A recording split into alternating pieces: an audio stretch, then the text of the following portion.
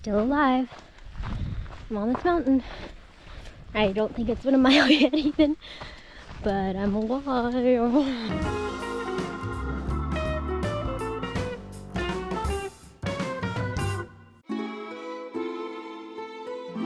Really hope it starts warming up sometime soon.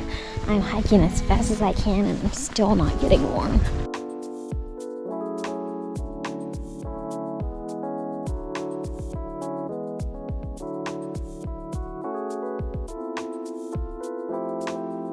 So at this point, there's frost on the ground, meaning I definitely did not bring enough layers. See, I don't know if you can see, but it's frost. Frosty, frost. I mean, it could be worse. It could be snowing right now. But having a little bit of PTSD from the time I needed to get rescued. And now since it's light out, I can tell you that this is the first time I'm hiking by myself since that incident where I got lost and then stuck in Northern California, Mount Shasta area. I need to get rescued at the top of the mountain. So since then, have not hiked alone. Early 2020, but I feel okay. Like, Clint got me a Garmin satellite GPS communicator, so if anything does happen, I can send an SOS and I can send a message from anywhere. Even if there's no data or cell service, I can send a message from anywhere if I'm in trouble. Hopefully it doesn't get to that point again, but I already feel a lot better just having that. My biggest concern right now is just freezing to death. My fingers are so cold. I got gloves, but it's not really doing much at this point. I'm trying to move as fast as I can.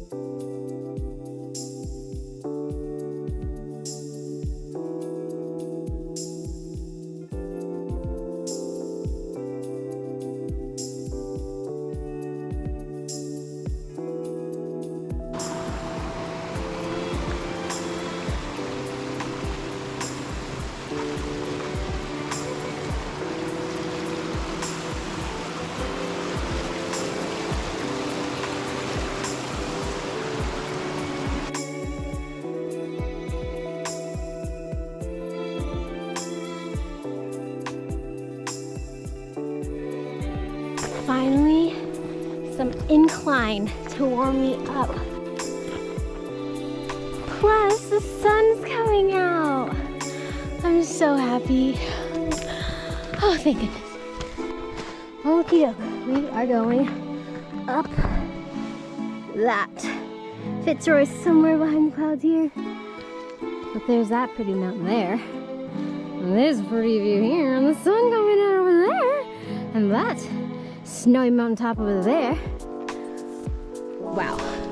Even if I don't get to see Fitz Roy, I'm more than happy right now. I mean, I'm pretty glad to get this far along and just be here in this new country. First time in South America, first time in Argentina. I'm still alive. Wow.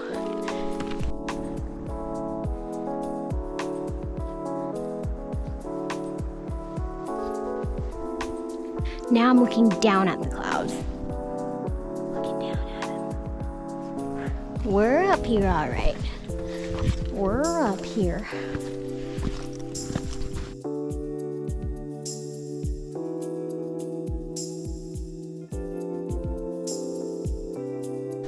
Now I am in the cloud.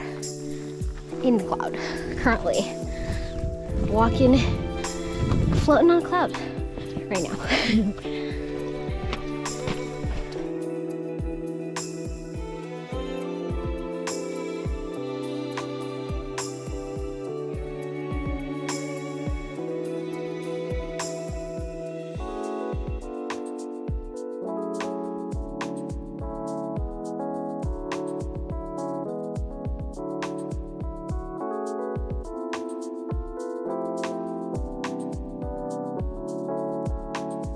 I think we're right on track. It was about 4 hours to get here, so that's one way.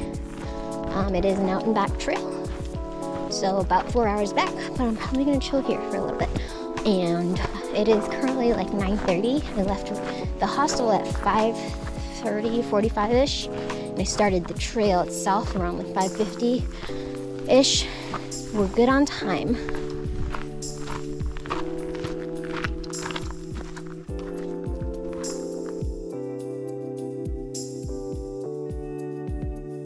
This is like the bluest lake ever.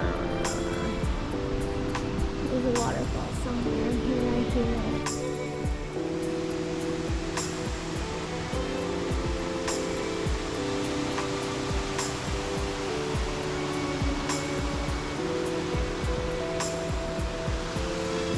Alrighty, so I'm here at Laguna de Los Tres, and I'm gonna test out my new InReach Mini, Garmin InReach Mini satellite GPS and communicator. I'm gonna use it for the first time. I don't have any data at all whatsoever currently, so I'm gonna use the preset message. I subscribe to the cheapest plan, which allows me to send preset messages at any time. I tested this before I left home.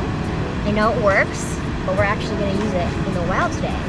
Just send my location to Clint, who gave me this for my birthday. Thank you, Clint. I'm gonna do this right now. So it says send to preset. So it's basically a message that I've already typed out in advance, and it'll send my location. I'm gonna press OK. I'm gonna press send. It'll send to my email as well. And I think it's sending now. I think. Oh, a bird. Hi, bird. I wonder if I can get that on the camera. Oh, it flew away. I think I scared it. It's over there now.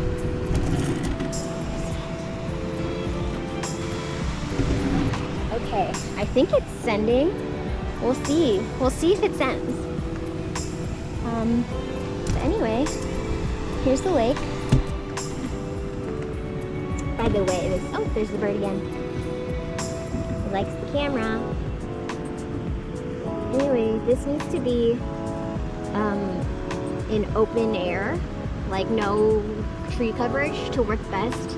It needs to be out with a lot of sky so that it can like contact with satellites. Yeah. So I'm gonna keep it clipped on my backpack so it is exposed and can reach those satellites. Like right there. There we go.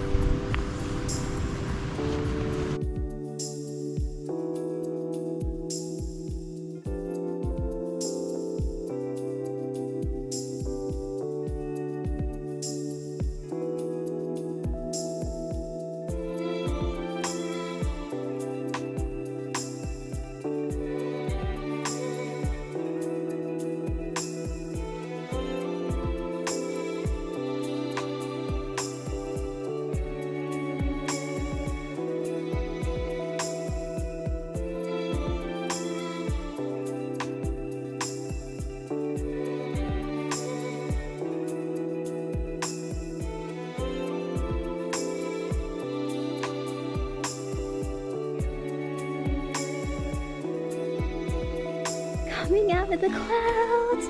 I've got a window. I've got a quick window of time.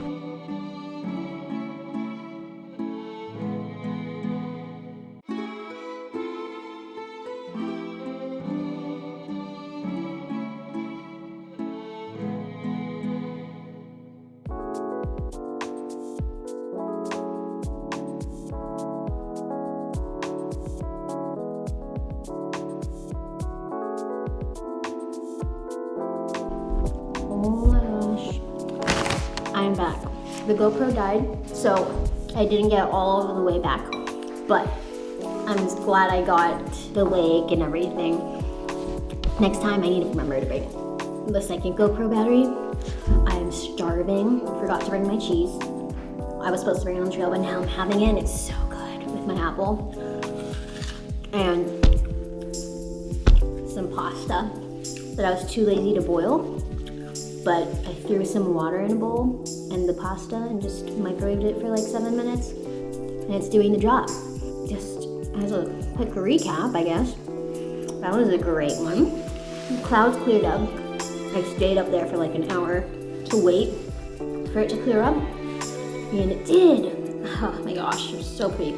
I'm still glad I started super early though, even though it was cloudy, because I passed so many people on the way back down, and I probably wouldn't have like been able to take my time as much as I'd wanted to. But as far as difficulty goes, that was much easier than I thought it'd be. Like, it was not like easy. Like, there's incline and all that, but as far as physical rating, I think I've done harder hikes, but it might have also been that I was distracted by how cold I was and how like nervous I was for being alone, that I didn't notice like my body hurting so much. I mean, like, I definitely feel the fatigue now in my legs. As far as safety goes, there weren't any spots that dropped off into nothingness. There weren't really any spots where you could fall, unless you like went off trail, of course.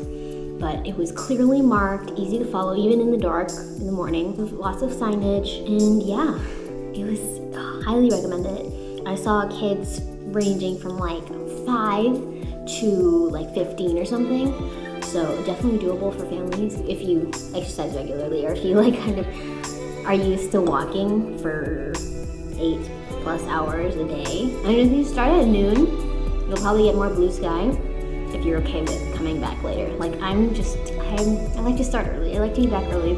I'm the only one in the hostel right now. I have it all to myself, which is nice. I like that because everyone's still on the trail. I've had like 5 people that are staying in my hostel as well. So that was cool.